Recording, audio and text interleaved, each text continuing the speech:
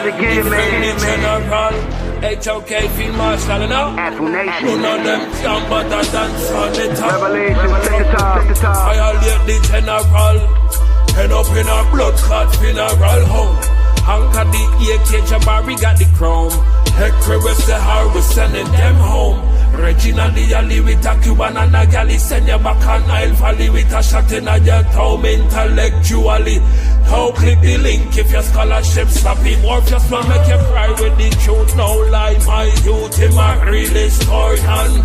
21 gun salute for commission. Not a brother, a hustle, a move like all left for the black woman, not all like Tulsa and the Yana for sister freedom. I the whole panel know what time for Bible thumping. The minute them see me come, revelation set. Frankie are the trendsetter. None of them can mother dance on it. None of them can mother dance on it. Them got a podcast but saw better. Coast to coast, we be banging. Coast to coast, we be bringing all this knowledge we be slanging. In the HOK, we don't do no entertaining. Speak the truth, speak the facts. What the niggas just a layman. Better get on one accord. The future can be yours. Ancestors push you more. We gotta go explore the sciences and math. The future's based on class. You bout to catch my wrath. We turning up this track. In the dark spots of the light. The dark heart still fight. We gotta make this right. Talk right now. We learn how to stand up and stand proud. No man down. We fam now. House of the conscious, my clan now. Frankie are the trendsetter. None of them can mother dance on it. None of them can mother dance on it. Them got a podcast but saw better. When I look at you niggas, I see what I'm not. Go take him, a little bit of her, mix it with them, I put them in a pot. You still can't get none like me. It might sound the same, but it's unlikely. One white tee, if I lift it up, you niggas gonna see what it come might be. I thought I told ya. Affirmation, revelation, we some soldiers. Sinetta put this team together, now it's over.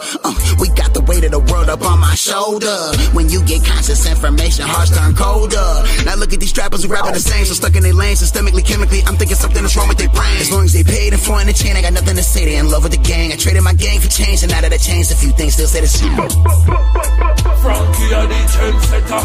None of them can mother dance on it. None of them can mother dance on it. Them got a podcast but saw better.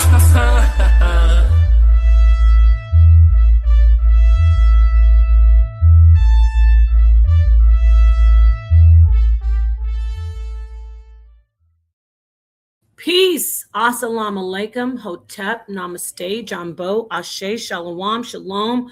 All the greetings of love and light to the darkest minds of the light. Genesis, you're going to give me some kind of Ifa greeting. I need to say something, add to my greetings. How do we say Ibaru Aboye Eboshishem? No. Just give me one at a time, girl. Don't fucking Ashe. I know Ashe. Give me another one that I don't know. Ibaru Aboye Eboshishe. That means that so that's one. What does that mean? That means the sacrifice has been made, the sacrifice has been accepted. Something like that. I forget right now. So it's Ibaru what? Say it. Ibaru, Ibuye, Iboshishe.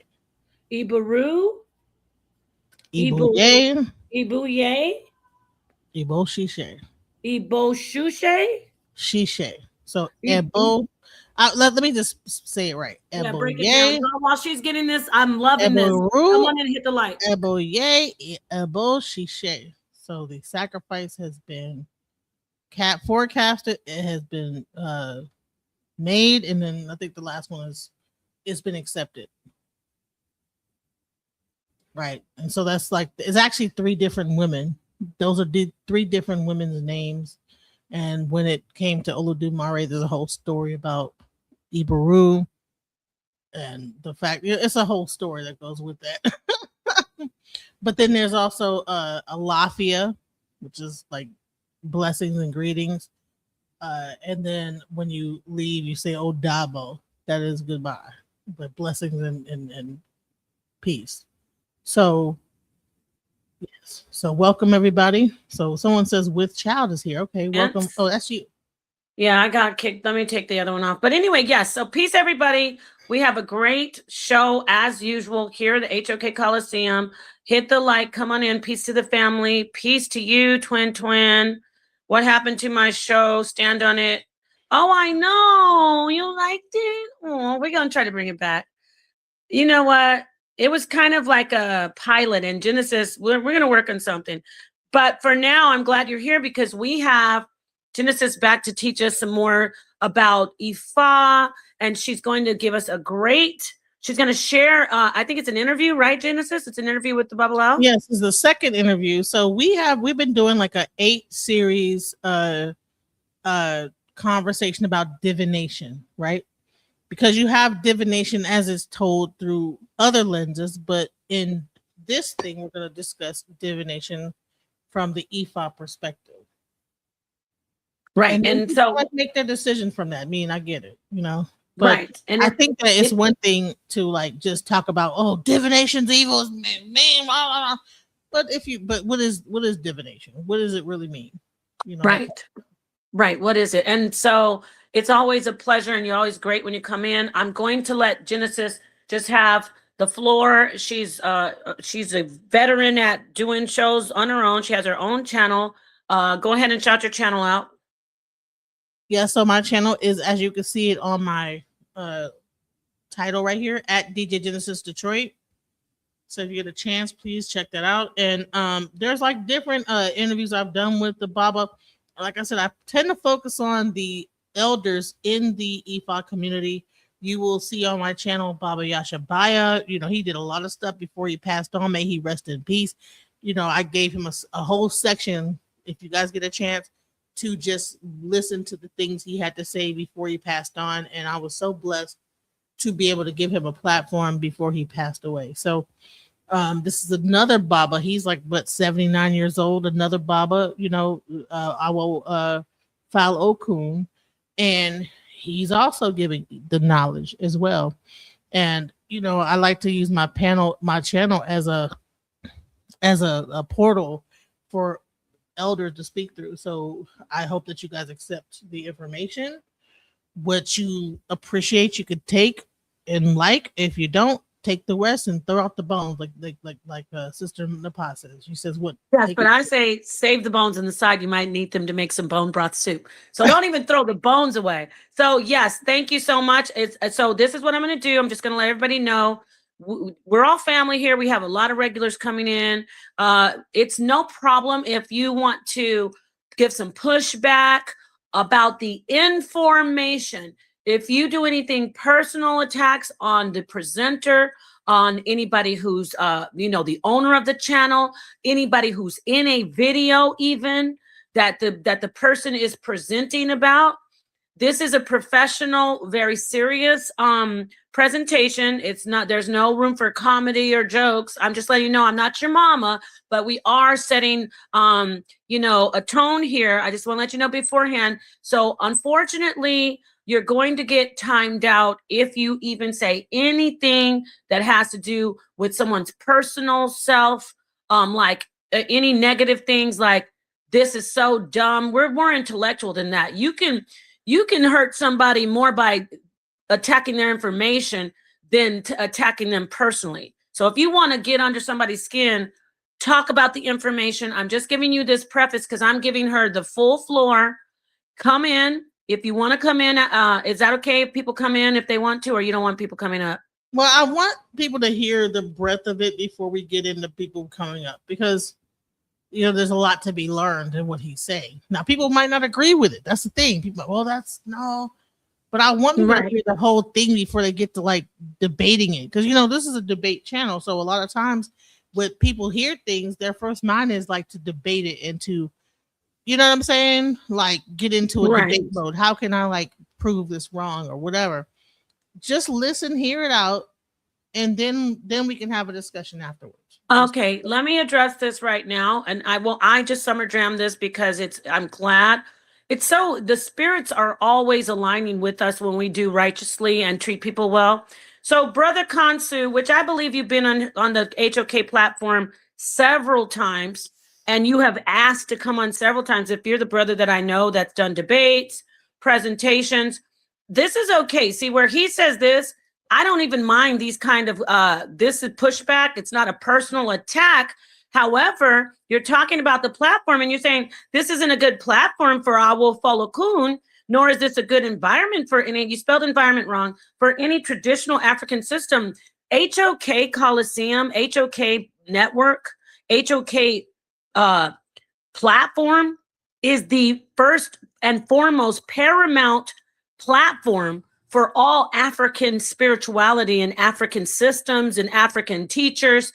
All she has to do is show the Babalawo the history of the HOK and everyone who's come through here. We have Professor Small, who's I believe he's a Babalawo. He's definitely in a practitioner of Ifa. We have different people who have come through here throughout the years. I can't even tell the list, but Professor Small is one of our mainstay elders. So, and it's funny because Kansu, you're going to get timed out, sweetheart. But aren't you the brother who's been on? I mean, weren't you just asking Sonetta if you could come in? Of course you were. So you're going to have to just take a time out, and thank you so much. But yes, definitely. I'm so looking forward to having the Babalawo come in. He will get the utmost respect as we respect all of our elders, especially those who come in and teach truth. We've had let's name some elders. Mfudishi, Shahrazad Ali. Who else? There's so many. My goodness, Phil Valentine.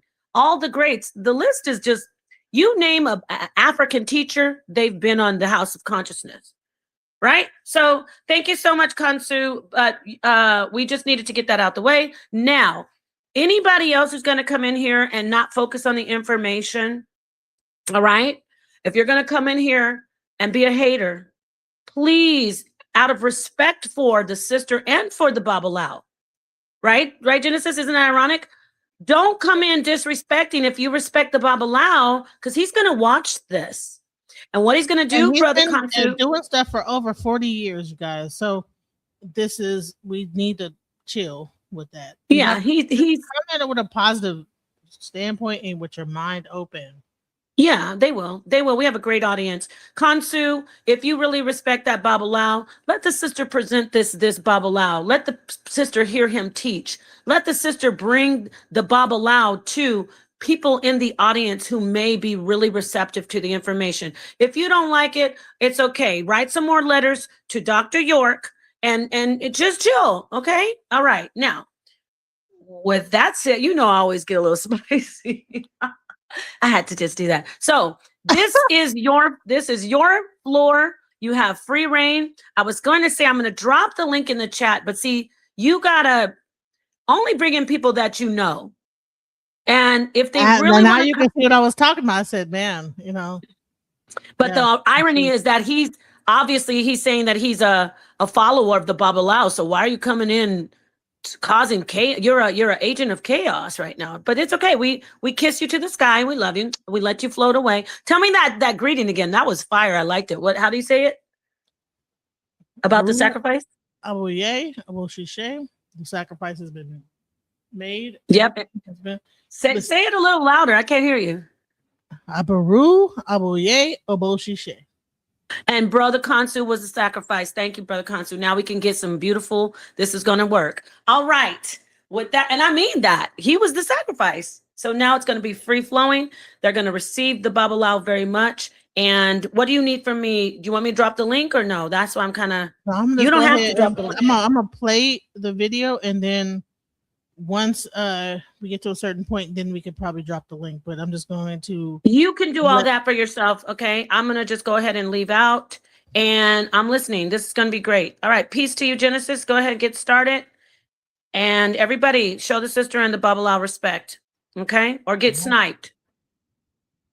Or get sniped, guys. So let's just have respect. Thank you so much. So let's go. Let's get into it. So we have Baba Awo Falokun Fatumbi here, and he is here to actually get into divination. He's going to break down the 16 Ifa divination tools, okay? So without further ado, let's bring him up here. Awo Second, Falokun, welcome. We had a little few technical difficulties, but we're here. Thank you. Unmute. Hold on. Unmute your mic.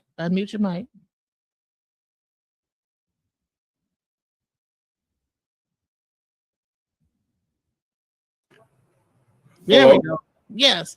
Now we can hear you. Let's get into it. Man, listen.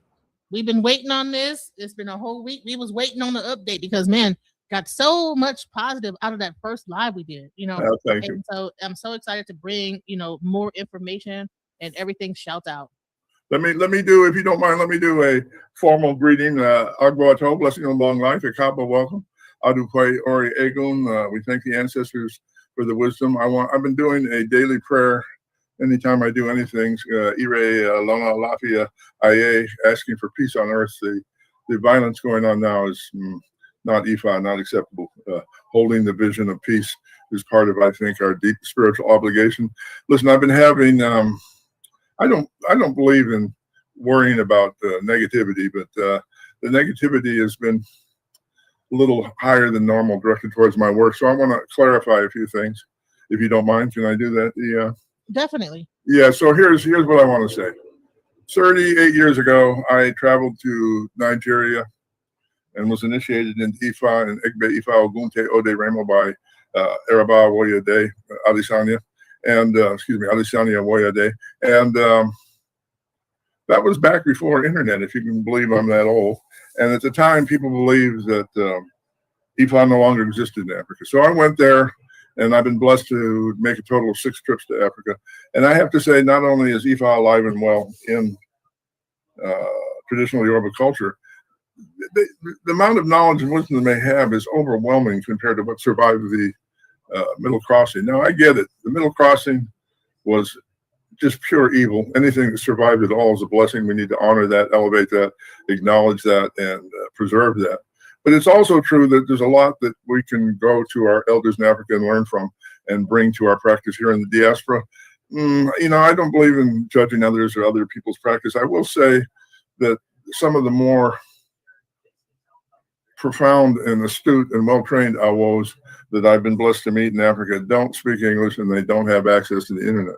So we're still missing a lot of what I believe would help us move forward. Now, the reason I picked this particular topic recently is I got a big, I got a series of Facebook messages telling me that Ifa only used 2 systems of divination, and that was in response to the fact that on my Egbe page, Egbe Iwapwele Ifa Orisha community, somebody said that they used the tarot deck as part of their divination set, in particular in communicating with their ancestors, and I think that's fine.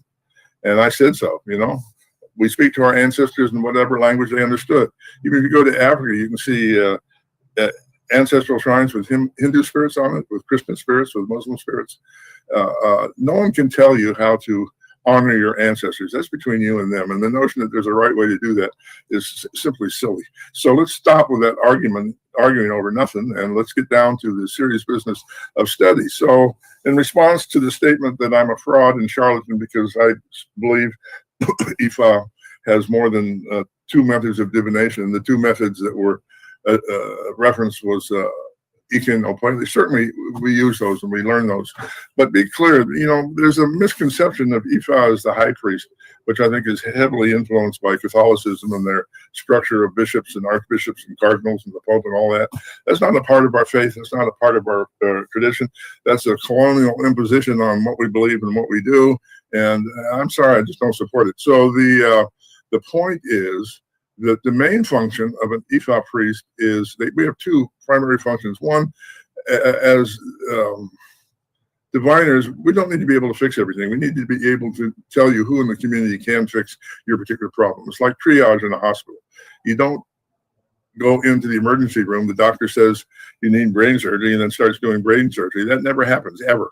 The doctor you first encounter in the emergency room signs you into the hospital and calls the brain surgeon. Well, it's the same way in Ifa. Ifa teaches that any problem you fixed in your life is medicine for someone else. And we've kind of lost sight of that. You know, people feel that they're an owl, they have to be able to fix everything. They're all knowing, all powerful. Their bows always work. None of that. You know, come on, give me a break. So the other thing I want to say is my experience in Africa, and it's simply my experience. You know, I'm not making it better or right. I'm saying that there are different ways to approach things. I have maybe once, and not even that. I have never seen divination done by one person in Ifa ever. It's always a collective effort.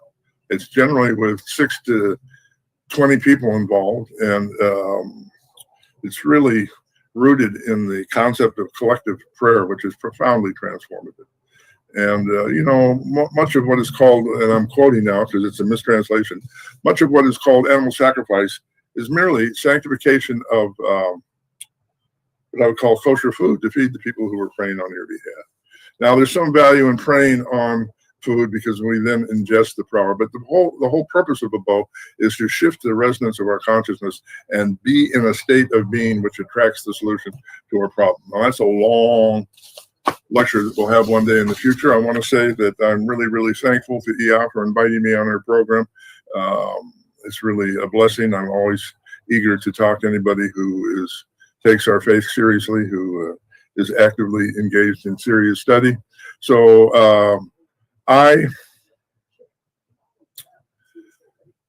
am planning on doing 8 sessions with hopefully, and hopefully she'll have me, and hopefully we'll make this all happen. Oh, definitely. We're Hopefully we'll get through the technical challenges. I'm almost 80 years old, and if there's a way to break technology, I'll find it, believe me. But I'm moving through that with determination. That was kind of a self-ex, forgive me. I am no longer challenged by technical IT stuff, and we're going to be easily available. And the Spirit is really pushing me to make traditional Ifa technology available to whoever wants it. And I think we you know, if you want to do Lakuma, if you want to do Santeria, if you want to do Umbanda, if you want to do Candomblé, do it.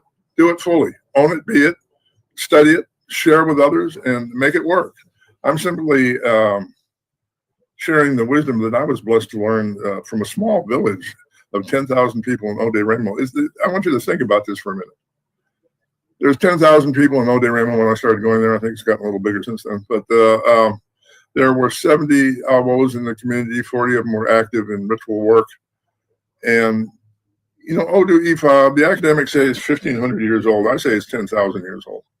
I also say that Odu Ifa is a form of ancient science I call paleoscience, which is based on plasma physics.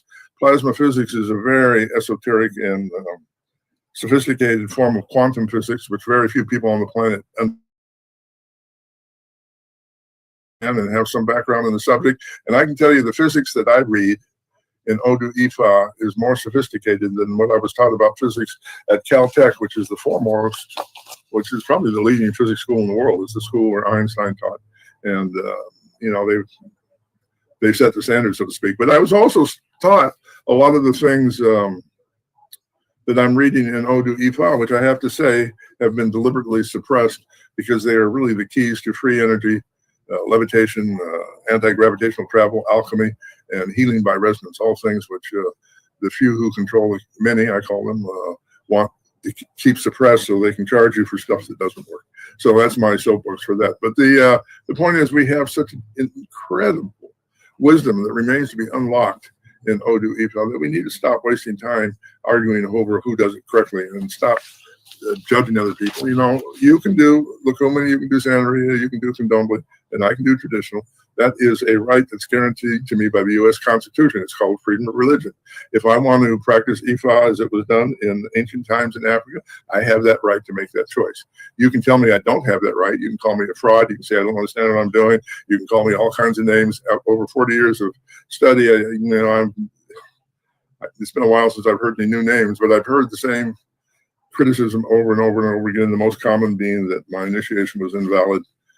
Okay, so you would know. Hold on, let's not even get to, he's a Caucasian, so how could he, this is an African thing, so how could the Caucasian, let's get into that too. Because listen, I don't like you into that, but I will. I can trace my ancestry back to Egypt, a very specific people that I can name in Egypt in ancient times. If you look at a map, you will see that Egypt is in Africa, and that there was, in fact, a coalition between African Egyptians and my family that is from Eastern Europe, Transylvania in particular. If you go to the Egyptian shrine in Mount Sinai, you'll see it's half Sumerian and half Egyptian. Sumer is a culture that emerged out of Transylvania, and the Sumerian language is a dialect of Chalderesh, which is the 10,000-year-old language of the region around the Black Sea. So there's a connection there. It's a little hard for people to put it together because it's not taught in school. And yes, I don't look African, but I'm not sure that what you look like really is a valid correlation to what you know and what you understand. For whatever reasons, think I should belong or not, think I can understand or not, the good people in Ode Ramo had enough faith in me and my sincerity to do a lot of teaching, incredible amount of teaching. And my only agenda is to share what I learned from them. Now, we can argue that I understood it or didn't understand it or not presenting it accurately. That's fine. We can have those conversations. We can disagree and we can still be friends. But just to attack me and my character and who I am and who you think I am without any real conversation about the content of what I'm talking about, to me, is just a waste of time. It really plays into the whole notion, if you don't agree with me, you're my enemy, and I'm going to make you agree with me by bullying you into it. You know, I get stressed all the time. It's really tiresome. We can do better than that as a human species, I believe. So what's the value of being connected to Egypt in terms of Ifa? Yoruba language is 30% Coptic. That's the Egyptian language prior to Arabic, all right? The other 30% is Hebrew, which is actually Ge'ez, which is the liturgical language of Ethiopia. If you go to Egypt, every one of the temples there has an inscription at the entrance saying, this temple faces the south in honor of our ancestors. If you go south of Egypt, what you do is run into Ethiopia. Egypt has 70 pyramids. Ethiopia has 700 pyramids. Clearly, the origins of African culture Egyptian culture in older African culture. Also, Nigeria, which has got a large number of different ethnic groups. One of those groups is called the Igbo people. And the Igbo people, thousands of years ago, built both stone pyramids and stupas, which is a spherical shaped meditation space that's very popular in India. But they were also popular in what we now call Nigeria. And so you might ask the question, well, how come I've never seen them? The reason I've never seen them is when the British colonized Nigeria, they went around to all the stone pyramids in Nigeria and blew them up with dynamite. And they won't even tell you where the remnants of those pyramids are located. It was a deliberate attempt to suppress an ancient form of wisdom. All right. So the last 30% of the Yoruba language is local African dialects, Kwa, among others. So my point is, you don't have a culture with 30% of the same language without there being some deep connection between those two cultures. So I maintain there's a deep connection between Ifa and Egyptian theology. I also believe that the oldest form of understanding what Ifa calls Odu Ifa comes from the Emerald Tablets. The Emerald Tablets are 16 metaphysical principles that are at the foundation of alchemy. Those principles, if you study them, are exactly the same as the principles of Odu. We went over those principles last time I spoke. You can go review that. You can look up the Emerald Tablets and you can find confirmation. You don't have to take my word for it. When you read through the Emerald tablets, you'll say, oh, there's only 14 principles, not 16. Now, listen, occult metaphysical folks like to hide things. So if you look at the 14 principles of the Emerald Tablets, you'll notice that the last two are double. So 14, 15, 16. There's 16 principles, exactly the same. Those principles are coded into the Kabbalah, which is the Jewish metaphysical tradition that based on the tree of life. The tree of life, you will say, well, it has 10 stations, not 8. No, the last 3 are 1. So it's 8 stations. 8 stations are 16.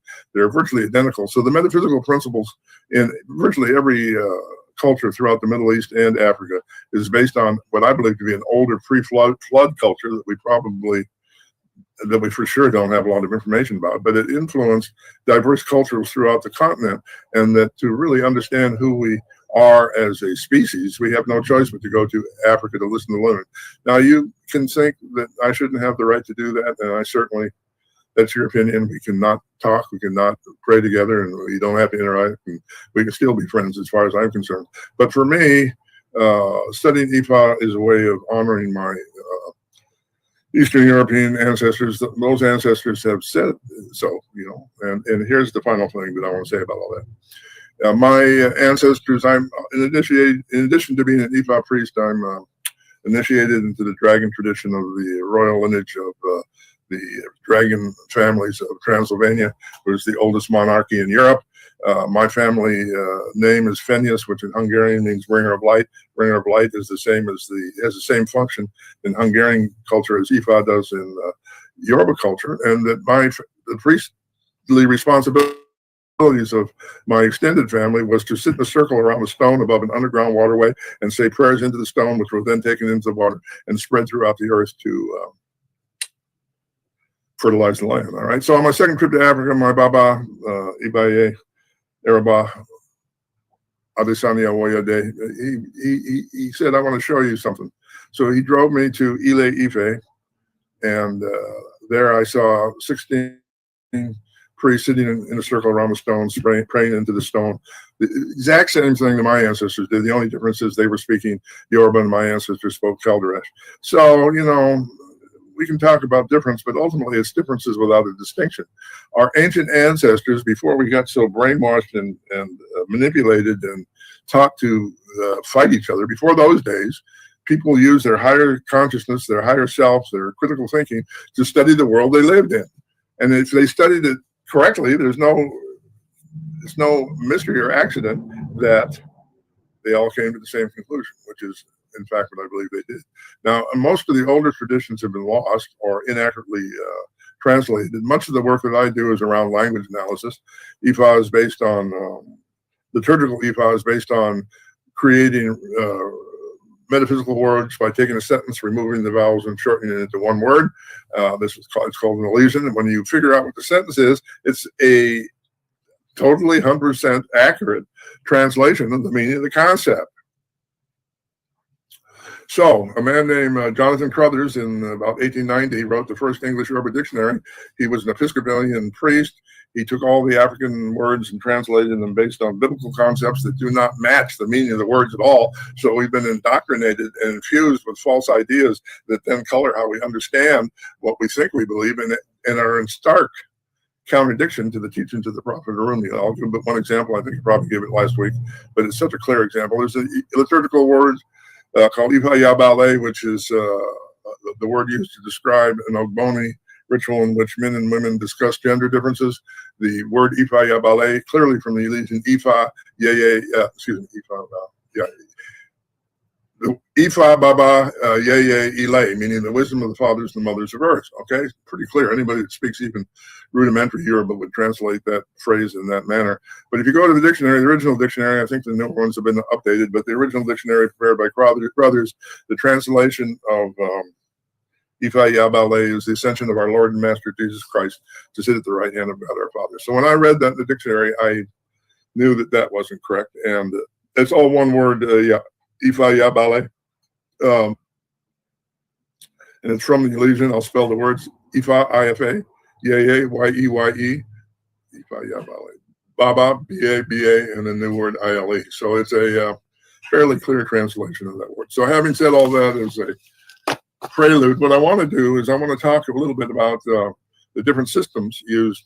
I want to be clear. There's different systems of divination. I'm not talking about divination tools. I'm not talking about interpretation. I'm talking about simply the divination methods that, as an Awo, in addition to being able to refer people to the appropriate elders to fix problems, we also are keepers of the faith. As an Awo, I wasn't chosen, I don't believe, because I'm better than anybody else, or that any Awo is better than anyone else. I certainly never been considered myself a high priest, and nobody in Ode Ramo considers an Awo a high priest. They're priests among different priesthoods, and everybody has their personal function. So the main aptitude for being an Ifa priest in traditional Yoruba culture is having a good memory, because it's our job to be keepers of the faith and make sure the faith, as part of an oral tradition, gets passed on from generation to generation. Can we talk about that good memory before we go on? Because when I actually brought this information to the table, a lot of people are like, so it's an oral tradition, there's nothing written down, so that invalidates it, right? And so I explained that it's in song format. And so the reason why it's able to be remembered is because it is sung in the song format. And just like you remember songs, I remember songs as Mary Had a Little Lamb. Right. I remember all these songs, the wheels on the bus go round and round since I was like 5 years old. So if you understand that these people are taught these songs from a young age, could you kind of get into that? Yeah, that's a good point. We'll get into that before we get into the what I call the nuts and bolts of today's conversation.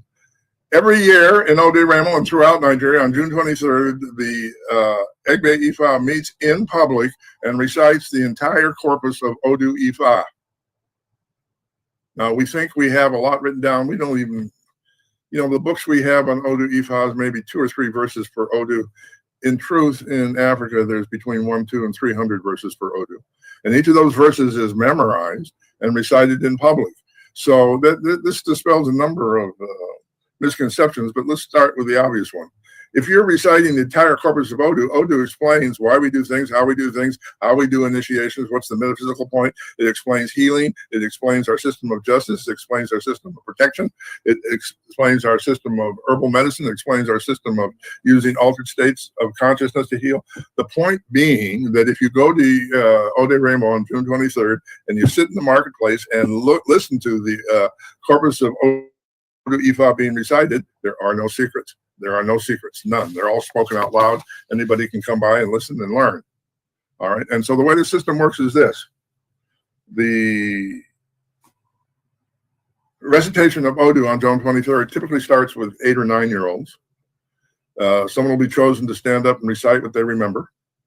At the end of each sentence, hear me, at the end of each sentence, if they got the sentence right, the elders, meaning the grandfathers, will say, Hein, which is kind of like hup in the Baptist church. Hein, I believe hup is a retention of that. But in any case, the word hein means you got that right. So the child will recite a sentence. And at the end of the sentence, if the elders don't say hein, that means he got the sentence wrong.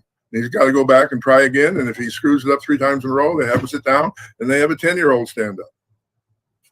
So at any given time, there's a dozen children that can recite the entire corpus of Odu Ifa as it was expressed 10,000 years ago, with few, if any, mistakes. And it refers to a depth of wisdom that is far superior to anything I ever learned in university. And I went to some of the best European schools there are. So can you get into like written language, and why is it? Because I was saying that written language is to be interpreted, and it's also to be manipulated, right? But oral tradition, have to get it right. What do you think? Yeah, well, I think it's a long, long conversation. But yes, the notion that written is better than oral is a colonialist idea. And I don't agree with it at all. I know there's a lot more to say than that. Written, it's just as easy to manipulate written language as it is to manipulate oral language. I'll give you an example of that. All right. You ready for an example of that? Yes, definitely. The manipulation of written language? Yes, go ahead. Okay. I hope everybody's sitting down because now they're going to start another controversy, but I've been known for that. Now, the single person is listed in the formal documents in the United States of America of having died from COVID-19. Not one, hear me, not one person is listed as being death by COVID. Every single document that the media has attributed to death by COVID, the official document says deaths with COVID. There's a difference between with and by, and I'll tell you what the difference is. Every human being on Earth has a COVID virus as part of their blood system. We all have COVID, everybody. But what the issue is, does that virus become malignant? And does it become malignant to the point where it kills people? The answer is we don't know. But if you try to say anything like I'm saying now, hopefully we won't be censored. You will be told that you're lying, that you're making up news, that you're not doing science. I'm sorry, it's just the opposite. I am doing science. You're making stuff up and calling it science. That doesn't make it so. Google search the scientific definition of COVID-19 virus, and you can't find it because it doesn't exist. All right. So we're dealing with an illusion on top of an illusion on top of an illusion, and it's all in writing, and people believe it. And there we are. Okay. So the drug companies were able to pass laws in Congress allowing them to change the definition of a virus, allowing them to change the definition of death by a virus, and allowing them to identify an illness that had not been proven through the standard scientific methods. So what's happening there is the ability to manipulate information on a global level. All right, so how were they able to do that? I'm not sure I want to go into that, but I'll just nod that direction briefly since you asked the question. When you go to Congress and you say, I want to change the laws so that it no longer reads death by COVID, but death with COVID, Most sane, responsible politicians will say, oh, no, we can't do that. We represent the people. And then the people who want that change say, yes, but I got pictures of you in a compromising situation with children. What do you want to do? Go along with my request, or do you want me to release the pictures? That's the world we're living in. And it's got nothing to do with what's written down and what's oral. Right? The people that hold the truth are accused of being conspiracy theorists. You know, the things I just said about COVID, look it up. Don't take my word for it. I don't care if you believe me. You know, I spent 2 years reading all the medical journals. You know, so I feel that my opinion on those things is based in science, and most of the nonsense I hear in the media isn't. But that's just my opinion. Don't take my word for it. Do the research. You know, Bill, big pharma executives are on trial in Holland right now because they are accused of deliberately manipulating the data, and that they're being accused of the fact that all the deaths during the pandemic were caused not by the illness but by the vaccine. That's a pretty. And here's the thing. So at the end of the day, when it goes down, is that, you know, written versus oral. So, you know, people would say, oh, okay, well, I only trust what's written down. Well, guess what? Like I said before, things written could be manipulated. Well, yeah, but what I just explained, I spent, I guess, 4 years talking about that. Every time I speak about it, I'd get removed from the internet. Mm-hmm. So, you know, I'm not impressed by the oral versus written argument at all. So, you know, I actually wrote down the result. I wrote 2 books about my findings about COVID and couldn't get it published. So, you know, don't talk to me about written versus oral. That's a dead argument, in my opinion. Was there any other questions before we start on today's topic? Okay, so I think that, okay, so we're saying, so can you help a non-believer understand what a metaphor and what's real in the Bible? Like, we don't actually drink blood, but Jonah was swallowed by a whale. Amen. Thank you. And the other person said, Jonah is spit out to a group of people that worship a fish god, and so told them to fast for a month, fast in connection with God. That's what people are saying in the audience. So, all right, put that first question up again. Let me. Mm-hmm. Yeah, can you help a new believer understand what's metaphor and what's real in the Bible? Oh, God, these are all hour-long programs at the very least. But you know, when you break it down, like a lot of, like, even like with E5, like it's based on metaphor, but at the end of the day, like there is a lesson to be learned. So it should be pretty simple to say, okay, listen, there is like the underlying story, there is the mid story, and then there is the story that people understand from a 3rd grade level. Right. Okay. So according to certainly the Catholic Church and most Christians, the only religious history that's true is in the Bible. Okay, so that's obviously nonsense. Every culture has their own tradition, their own history, their own connection to spirit, their own understanding of God, and they have every right to believe whatever they want and express it however they want. E5 in particular, the first principle of good character in E5 is make no judgment. If you want to believe that the Bible is literally true, do that. You know, go ahead. Who cares? But if you want to understand that the Hebrew language is like the Yoruba language, it's based on allusions and metaphors that tell something totally different. The book of Genesis looks like a story about creation. In truth, it's an explanation of alchemy. Every time in the book of Genesis where it says the words "for those with eyes to see and ears to hear," colon, and then a word in Hebrew that seldom makes any sense, that word is a string of letters that are based on the Hebrew correlation between letters and numbers, and the number expressed in that Hebrew word is a resonance used in alchemical formulas. So if you understand alchemy, and if you understand resonance, and if you understand how to translate Hebrew letters into numbers, you can access a scientific understanding of the transformation of elements in the world that is absolutely true, that has absolutely been proven, that lots of cultures use, that you can find scientific journals to confirm, or you can simply believe that it's a literal story about creation, which it's clearly not. And that's true throughout biblical texts. If you really want to take a deep dive into this subject, know this. The original language of biblical text was Ge'ez and Amharic. Those are the languages of Ethiopia.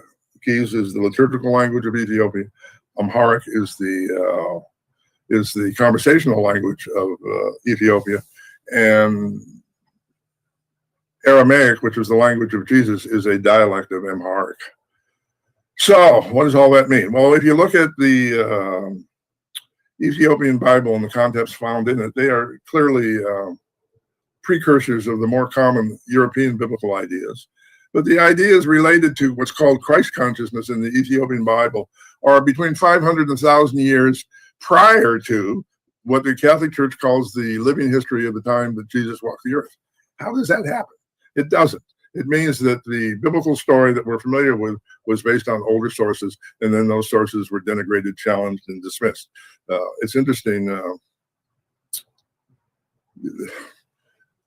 I don't know. Yeah, okay. So the guy that's making a big deal out of this is Mel Gibson. I'm not a big fan of him theologically, and I think he's got some things he needs to deal with. But having said that, he's right about his perception of the value of the Ethiopian biblical texts, of which they're the only intact versions are essentially handwritten. I believe there might be a few published versions, but they tell an older story and a different story.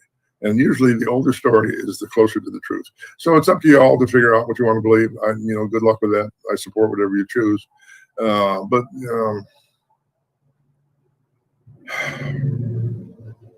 we'll do a class on this one day. Yeah, because I can go on and on, and it's not relevant to what I'm trying to talk about today here. You with me? So I asked you all those questions because, like I said, when I talked about written versus oral, right, we had all these different things that came up. Yeah, no, that's fine, and I'm willing to answer them, and we can break this class into 2 sessions if we need to. But there's to argue that written is better than oral is just to not understand the way the brain works. Right, because okay, let me just say this. There's a reason why I say this, right? So when you go into the Bible, right, I believe that the Bible was not meant to be read by everybody.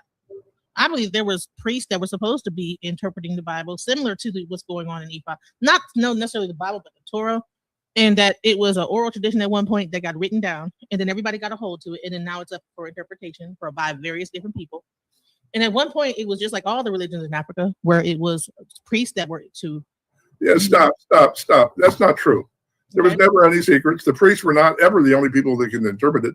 That is a Catholic idea that has been imposed on our faith by colonial minds trying to manipulate what we believe.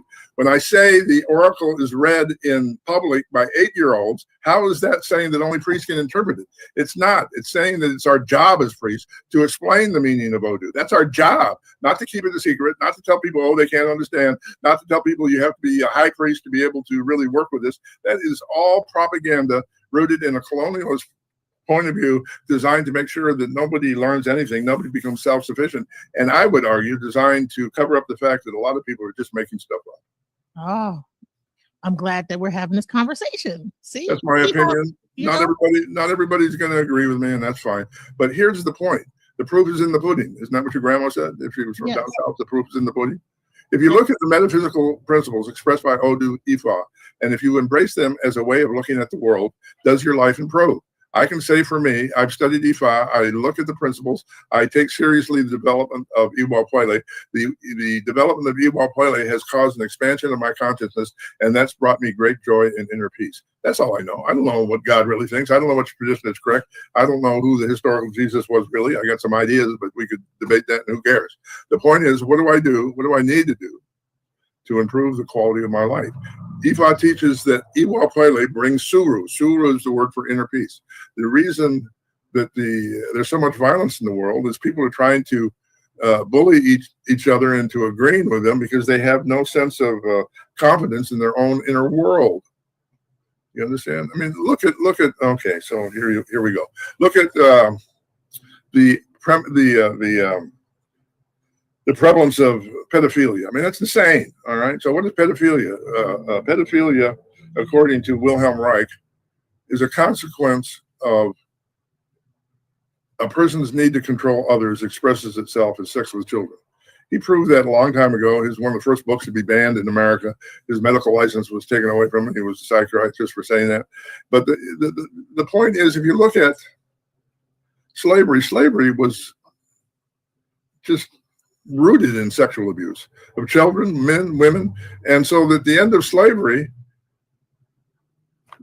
rather than the European slave owners who were responsible for that heinous crime, they tried to justify it by maintaining white privilege. And we're now seeing the cornerstone of white privilege is the right to rape children. That doesn't even make any sense unless you see it as a psychological resistance to owning what Carl Jung called your shadow. You know, when's the last time you've had a public discussion about the depth of sexual depravity during slavery? Maybe never. And until we address that issue, it's going to manifest itself unconsciously in forms of justification. That's why the victims of sexual abuse are being demonized and the sexual abusers are being protected. There's a reason for that. There's a psychological reason for that. If you understand Ifa, the psychological reason for that is really, really clear, as is the path towards transformation, redemption, and elevation. But rather than look at those tools